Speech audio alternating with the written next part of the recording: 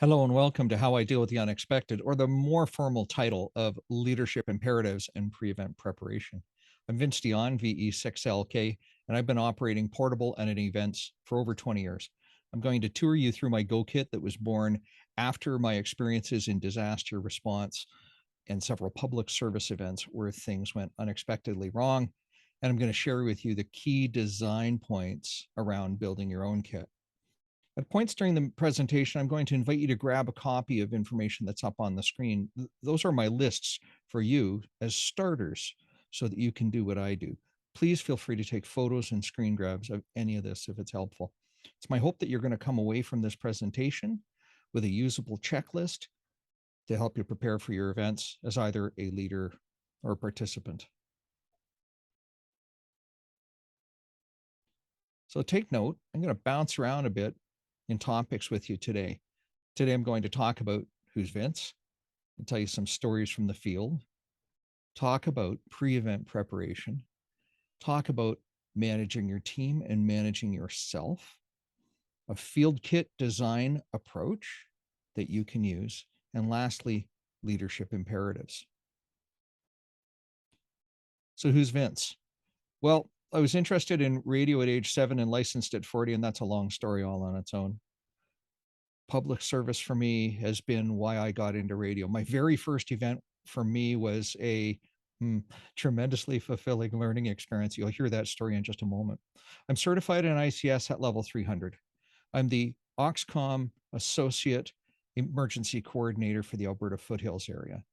I'm a podcast team member with the Ham Radio Workbench. I'm a volunteer examiner in the US and Canada. I help out with repeaters and projects in my club, and I like to build stuff for my radios to make my hobby more enjoyable.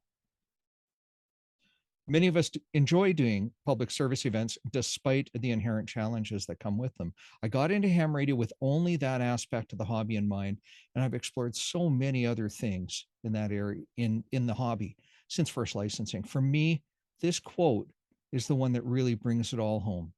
The best way to find yourself is to lose yourself in the service of others. Before I get into the meat of the presentation, allow me to set the stage with some stories. First, put yourself in my shoes as either a participant or the lead ham radio operator at an event of any sort. The radio's on your hip or in your chest pack, maybe in your left hand. Your watch is set to 24-hour event time and probably showing Zulu as well as local. And there's a clipboard and a pencil in hand. Are you ready? Let's go. So in this section, I'm going to talk about 3 events that defined how I do events today. Think about it. Has this ever happened to you? So I'm a new radio operator and I'm going to my very first event, and it's a rally sport event. And I'm told, meet here on Saturday at 7 a.m. I'm given excellent directions to get there, and I find my way there. Wait here for further instruction once I arrive. And then everybody left. I received no instruction. Nobody told me what to do. Hate it when that happens. So what's the impact of the event? The impact of the event is there's a clueless new volunteer left under-equipped and with little or no direction. And the reporting of scoring and timing was impacted because, as it turns out, that's what I ended up doing, except I had no idea what I was doing. I was fortunately talked through it, coached through it by one of the rally sport people who'd been doing it for many, many years. In the end, it worked out okay, but it was a little bit nerve-wracking when it happened. I vowed I would never let this happen to anybody under my watch ever. The second defining event was, perhaps unsurprisingly to some of you, the 2013 Southern Alberta floods. I led the amateur radio response in High River, Alberta, the hardest hit area that year. I was on duty for almost 72 hours during the flood and before the water had receded. You can read the stories in the back issues of TCA magazine or on my website. But before I get into the story, here's some images to give you the scope of what we faced. 100 yards from our emergency operations center, the intersection became a makeshift helipad. Just 100 yards west of the helipad and wet of the helipad, this is the scene.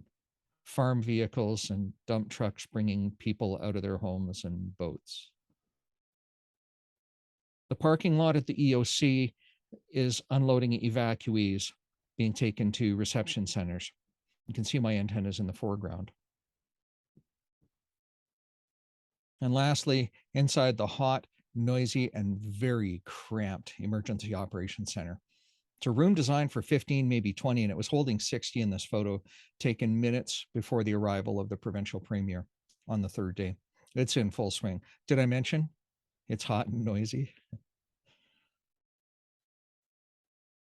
So the southern Alberta floods happened because in June 2013, there was a very heavy snowpack in the mountains and very heavy rain in the forecast, the likes of which we rarely see around here. Heavy rain for more than 24 hours. The issue was that 13,000 residents were evacuated from the town of High River. 100,000 were displaced in Calgary. The Trans-Canada Highway was washed out in multiple places. Fiber optic lines were cut. There were widespread communications and power outages. From an amateur radio perspective, the impact was we were scrambling to help ad hoc. There were no formal agreements in place with served agencies. And today in our area, that is still the case. From a recovery perspective, we stood up immediate support around the clock to provide auxiliary communications for the first 72 hours. And then we ensured that all volunteers knew what they were getting into. And lastly, the dumpster repeater story. This is one of my favorites. We're at day 2 of a 2-day event at the Big White Winter Rally in 2018. We are west of Kelowna by about an hour at a ski resort. And as is typical with most rally sport, we're running on logging roads. So the issue was our primary repeater failed about 15 minutes before our final stage of the day. So it's wintertime. The days are short. We're in the mountains. They're even shorter because we're in valleys. And competitors didn't bring their nighttime lighting. So it's imperative that we get going as quickly as possible. And the repeater fails. So I do what any good ham radio operator does. I grab my spare antenna, my spare coax, and we run it out the window and we hastily clear a spot on top of the dumpster with the shovel that you see in the foreground of the photo to drop the magnet mount on. And we run 100 feet of feed line back into the shack. And I flip my radio to operate on reverse, turn it on to high power, and make the announcement to all stations to please switch to the backup repeater. We were running inside antennas because we are so close to the primary repeater. So we just couldn't call out without setting up this auxiliary service. So we had a sudden loss of communications to the entire event. There was safety of all the participants was at risk, of course, because darkness was coming. And we recovered it quite nicely by commissioning the dumpster repeater. So by now, you might be beginning to think that you're never going to want me at an event because something follows me like bad luck. But the reality is I do a half dozen events per year, and less than one per year are memorable in these ways. In Moose Mountain in 2005, I'm parked on top of the mountain coordinating the activities of 20 radio amateurs and 20 non-amateurs on commercial frequencies, as there was a cycle race going along about 80 kilometers around the base of the mountain. And we had to evacuate a participant from 7,000 feet. And we coordinated with search and rescue and helicopter recovery service to get the participant out. Powder Face Rally 2007, not far from Moose Mountain. A participant had to be evacuated by helicopter at a road intersection, and we had to coordinate landing the helicopter at a spot that it didn't know where it was coming to. And we had to make sure that all 150 volunteers could clear the intersection of all foreign objects, including automobiles and any garbage, so that the helicopter could land cleanly and not suck anything up into its intake. In Invermere, in the rally in 2015, in the autumn, a sudden weather change forced the evacuation of the race course. So it's muddy at the bottom, but by the time the participants get up top, only a 1,500 foot, 2,000 foot elevation change, there's 4 inches of snow. They were running mud tires, not snow tires. And of course, snow gets packed down onto ice, and none of the volunteers had ice studded tires on their vehicles. So we had to one by one carefully evacuate each participant off of the hill We did no recoveries. Everybody came down well and dandy, and that was our last stage for the event anyway. And then lastly, the MS Bike Tour in 2019. A sudden weather event turned into a logistics challenge when the organizer unilaterally moved 400 people by bus from the beginning to the end of the line. It's a fun ride after all. It's not a competition. We can do these things. Problem was there was no coffee, donuts, food, or hotel rooms ready for these people. So in those of us in net control, we also know that we are usually event logistics control. And we landed up coordinating all of those activities. And thanks to some really excellent radio operators who did a whole lot of running for us. So enough stories. Switch gears with me now. The first step to having a positive outcome or response to an unexpected situation is to think about it beforehand and mentally or physically rehearse it. This is the art of pre-event preparation. There's 3 of my favorite quotes on the screen. Success is where preparation and opportunity meet, Bobby Unser. Failing to prepare is preparing to fail. And then before anything else, preparation is the key to success. Alexander Graham Bell. Great quotes. Grab a copy of this screen while I talk. This is a really basic checklist for you. Take this and add to it and make it your own. Before you go on to any event in any role, make sure there are the following: instructions for the radio volunteers, an event map like the one shown with tactical locations noted, however you call them. In this event, we call them Alpha Bravo Charlie. It doesn't really matter as long as there's some distinct way to note what a location is on a map. An event schedule, so you know where to show up when. A safety plan. As a participant, you likely won't get a copy of this, but as somebody on committee or in net control, you should have a copy of it, and you should have had a hand in writing it. A really clearly communicated command structure so that people know who to go to when they're having a problem. Emergency contact numbers for event coordinators. Committee staff need these to get in touch with each other. Participants need to know one number to call. Usually that's into net control or logistics headquarters. And then predefine points or zones for emergency services as required so that you're not making up a helicopter landing zone on the fly. So you're slated to be a net control operator at an event? Get involved. Seen here are some of the photos of documents I've collected over the years. When a new committee asks me what a safety plan looks like, I can reach into my files and reference these for their use and tell them to customize them for their event. One of the best ways for net control operator to be in the know is to be involved long before the event happens. So sit in on the organizing committee and help develop event materials with radio in mind. And whenever possible, be a participant in an event before you attempt to set foot into net control. Here's another starter checklist for your collection. Please take a copy of this. In the weeks, not the days, before the event, I'll tell you a story in a minute. Review your gear checklists. You do have checklists, right? Exercise and test your gear. Charge the batteries, test the cables. Perform unexpected repairs as required. Review materials when they are published from the committee, and attend any event briefing for last minute information updates from the organizers. So the story. At Field Day in 2022, I was lending out my 2 generators to other participants, and they're Honda generators, and they're reliable as all get out. And one pull and they should start, except one didn't. And on the day before Field Day, I was left scrambling, trying to find a mechanic to clean out the carburetor. I'm told a simple job, which they did for me, but I shouldn't have had to scramble. I should have tested the generator a week earlier and not had to scramble on the final day before the event. Learn from my mistakes.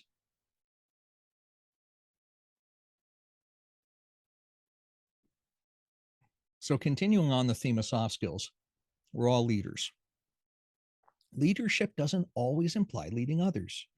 It's equally important to lead yourself during challenging times. So what's a leader? Well, thousands of books have been written on leadership. And this isn't a talk about that topic on its own, but rather really how it relates to events and the amateur radio response. I'm going to distill it down to the points here on the screen. Clubs and events, take note. So a leader is one who can manage activities, always of themselves and usually of others. Now, this might be a radical concept, but leaders aren't hereditary or imposed. In the context of ham radio activities, the best leader isn't always the guy with all the gear or the gal with the most knowledge. A leader's role needs definition just as much as a participant's role. So clubs and events, take note. Consider what you want in a leader to lead this very important part of your event before you choose the person. Hey, here's a concept. Interview them for the job. You know, it's said that people join an organization, in this context, an event, because they believe in the cause. Sure. They leave that organization because of poor leadership. Yep. So the benefit to the club or the event is that when you have good leadership, people stick around year after year. So look, grab a copy of this while I talk. Here's a short checklist, short and important checklist. It's very basic on purpose because the details underneath this slide are really going to be event specific. But as a leader, it's your job to ensure your team members are safe, informed, and all the questions they have are answered. When you are leading yourself or you're an event participant, it is your job to ensure you speak up and ask questions. You know your personal safety plan. You have all the documentation you need to perform your duties. And you're prepared to assist, and the risks are managed or understood. So to the last point, personal risk at an event is anything from the sandwich and bottle of water I was promised didn't show up, to knowing where to stand at a rally sport event so that the car doesn't run into you. I'm going to go so far as to say that if you can't say yes to all of these points, you aren't ready to participate or lead an event. To me, it's that simple. Enough on the soft skills for now. Let's talk about some gear. So we all love our gear, right? Making a go kit or a field kit isn't difficult if you think about it ahead of time and design with a purpose in mind. On this slide, you're going to see 9 different kits for 9 different purposes. A field bag, a one-hand carry-all, a couple of Pelican cases. I'm a big proponent of build for purpose. You might want multiple kits, one to do summits on the air and another for community service events. Regardless of how many kits you need or want or have, the steps to design them are the same. And your kits are likely going to change over time. So Go Kits have 2 major categories: those that fit into a bag of some sort, a backpack or a camera bag or a laptop bag, and those that fit into a box or an enclosure of some sort, a 19-inch rack mount case like a Gator case and others, a plastic suitcase like a Pelican or a Nanook, or something built to suit. Maybe you constructed it on your own. There's 2 subcategories that are important as well. They're either battery powered or they're powered off the grid. All kits have at least these items in them: a radio and power distribution. Beyond the box of the bag, you're going to need some stuff: antennas, antenna supports, a mast or a wire or a piece of string or something, feed line, power cables, manuals for your gear. Please bring manuals for your equipment to your event. Don't pretend that you know every function on the radio, even though you use it once a year. Please bring a manual to your event, because when you ask me in logistics or net control if I can help you figure out how to crossband your radio, unless I own it, I probably can't. Please bring your manual. Let's define, this is grab a copy of it while I talk. Define your electrical requirements. What's your source of power? Is it commercial mains? Is it coming off of a generator, a battery? Or are you running some combination, maybe involving solar? What's your operating transmit power level? 5 watts, 25 watts, 100 watts? How long are you going to be operating for? A few hours? Forever? Unlimited? How far away is your power? Is it nearby or not? And then let's define the mechanical requirements. How big is it? Is it tiny? Is it a one-hander? Is it a luggable? Does it need a crew of roadies? How much does it weigh? 3 pounds, 10 pounds, 50 pounds, 500 pounds? What form factor is it in? Is it in a bag, a backpack, a Pelican or Nanook? Does it need a dedicated vehicle to drive it around? And where are you going to set it up? Do you need a table? Can you sit on the ground? Do you wear it on your body? Right? So these are the two major limitations you're going to face as you design your kit. How do you power it? How much power it needs? And how big is it? So there is one piece to remember. A kit that has a narrow focus to it is going to be super lightweight, which is great all on its own. However, a kit that's highly flexible is going to be anything but lightweight. All right, switch gears again. So now you've heard all my stories. You've seen a quick way to define your needs for a Go kit. And by now you might be wondering what's in my kit. So the spoiler alert is that what you're about to see is about to change as I'm recording this in September of 2022, a result of some recent experiences I had. But right now, here's how it all sits. The thing is, your kit's probably going to change over time too, and that's okay. So there's a lot of stuff in my kit, and it didn't get here overnight. It's in a constant state of evolution. And as anyone who's climbed a steep trail knows, by taking one look at this photo, clearly I am not doing summits on the air activity with this kit. I'm okay with that. But what I do want is I want to have my home station replicated on a table about 6 feet wide while I'm out and about. And that's what I can do with this setup. So along the top from left to right, I have a drop-in charger for my Yaesu VX7 radios. I have two of them. They're submersible waterproof style VHF, UHF handy talkies. I have two external speakers because I have two transceivers in the kit. I have a small personal fan, a creature comfort device, a power distribution strip. I have a 120 volt to 12 volt power supply. I have the second external speaker, and I have a 50 amp hour LifePo 4 battery pack with integrated charging built in. Along the bottom from left to right, I have a 5 watt UHF data radio and a TNC. That forms the WinLink to Go kit. In this part of Southern Alberta, we have UHF packet infrastructure for WinLink. Of course, with the signal link that you're about to see, I can do that on HF as well. The next item, moving to the right, is a headphones amplifier. One channel has 3 watts of output, and the other channels are just for headphones. Well, why would I want that? You'd say, well, in some net control environments, people want to hear what's going on, but you need acoustic isolation with a pair of headphones on so that you can hear the radio without hearing the noise in the background and logistics. So this takes care of that problem. I have an HF antenna tuner, good down to 6 meters. I trust only LDG as my antenna tuners. And I have a signal link sound card, as I mentioned. Coming into the right-hand case, I have an FT8800 dual band, crossband capable VHF, UHF, FM radio.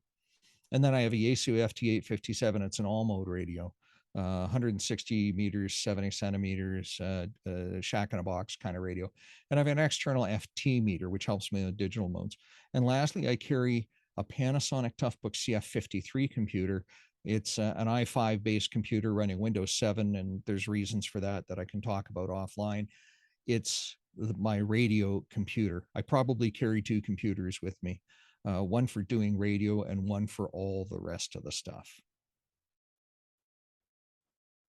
And then there's all the sporting gear. Here's where the antennas and the feed lines come in. I carry 3 50-foot sections of RG400 feed line and spares. This stuff is the outer diameter of RG8X, RG58, somewhere in that range, with loss characteristics somewhere between RG8X and LMR 400. It's really nice cable. It's small, it's Teflon coated, it can take a beating and keep on going. I carry a tri-band fan dipole, which I can either flat top or I can set up as an inverted V, thanks to a 30-foot push-up mast with stakes and ropes and all the other trimmings that go with that. I carry with me a Comet HFJ350 vertical and a tripod. That gets me on one band It may not be the world's best performer, but it's quick and easy to set up. And if I just need local communications for an MCOM situation, it'll fill the need quite nicely. I carry an NFED half wave cut for 3 bands. I carry a Diamond X50 VHF UHF base style antenna. It mounts right on the top of the mast. So I can put 2 antennas up on the mast and put another one out beside me if that's what I need. I carry 120 volt extension cables. My kit is primarily used on commercial mains power. I carry headphones with me, Heil Pro 7s, a set of Sonys just for listening. Depends on the radio I'm using. I carry a CW key. One day I'll get good at it. And I carry the Panasonic Toughbook.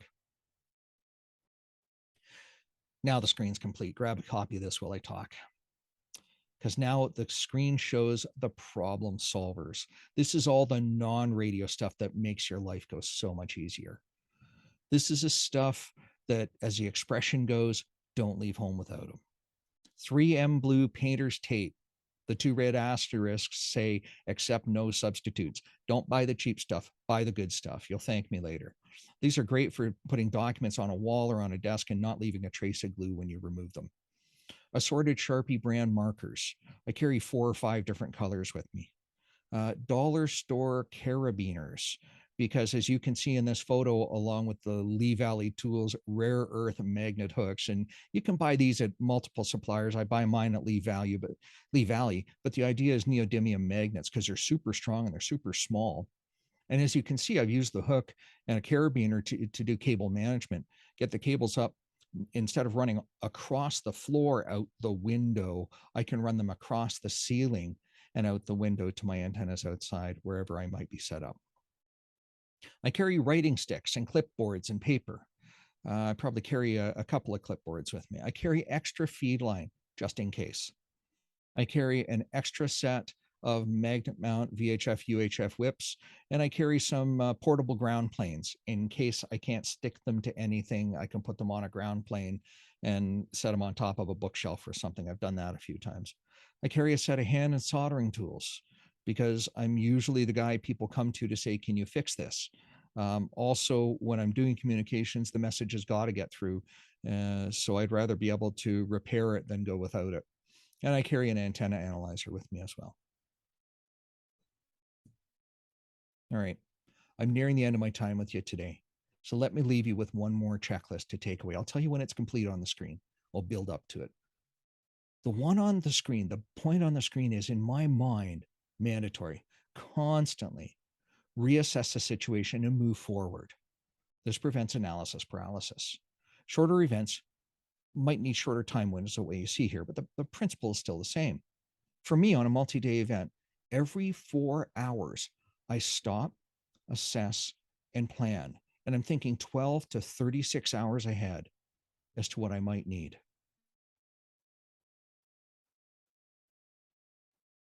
So I'm going to start with the negatives. I don't want to say don't, but rather avoid. All too frequently, the list of don'ts is the opposite of the list of do's. I think of that as a lazy approach.